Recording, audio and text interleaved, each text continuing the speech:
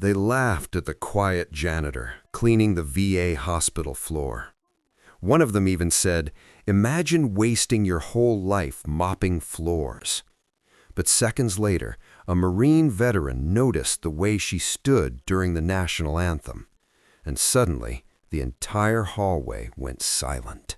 Her name was Margaret Hayes. For 12 years, she worked the night shift at a Veterans Affairs hospital. Most doctors didn't know her name.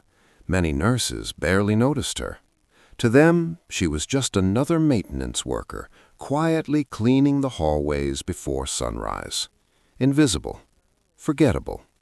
But Margaret never complained. She simply did her job every single day. One afternoon, a group of medical interns walked past while she was mopping the floor. One of them laughed.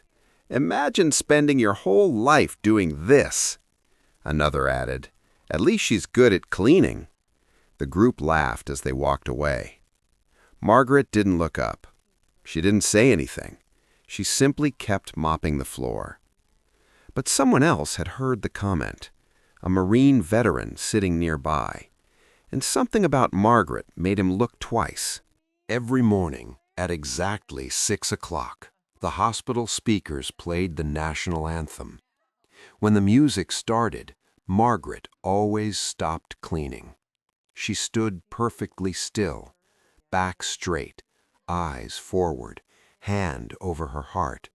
Not casually, not like most civilians, but exactly like someone who had been trained to do it. The Marine veteran noticed immediately, because Marines recognize discipline when they see it. A few days later, the Marine saw something else. Margaret rolled up her sleeve while wringing out a mop, and on her wrist, there it was, a faded tattoo, an eagle, a globe, and an anchor, the unmistakable symbol of the United States Marine Corps. The Marine stood up slowly. "Ma'am, were you a Marine?" Margaret hesitated, then quietly answered, "Yes." What the Marine discovered shocked him. Margaret Hayes had served 20 years in the United States Marine Corps. She had enlisted in the late 1980s. She deployed during Operation Desert Storm. Later, she became a Marine instructor, training young recruits. She eventually retired as a gunnery sergeant, a rank earned only through years of leadership and discipline. But the most incredible part of Margaret's story happened during combat. Her unit came under heavy enemy fire. One Marine was hit and trapped in the open desert.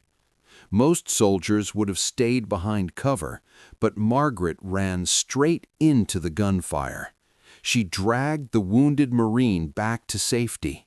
Then she ran back again and again, saving 3 Marines that day. The next morning, the Marine returned to the hospital with something in his hands, a carefully pressed Marine Corps uniform, dress blues.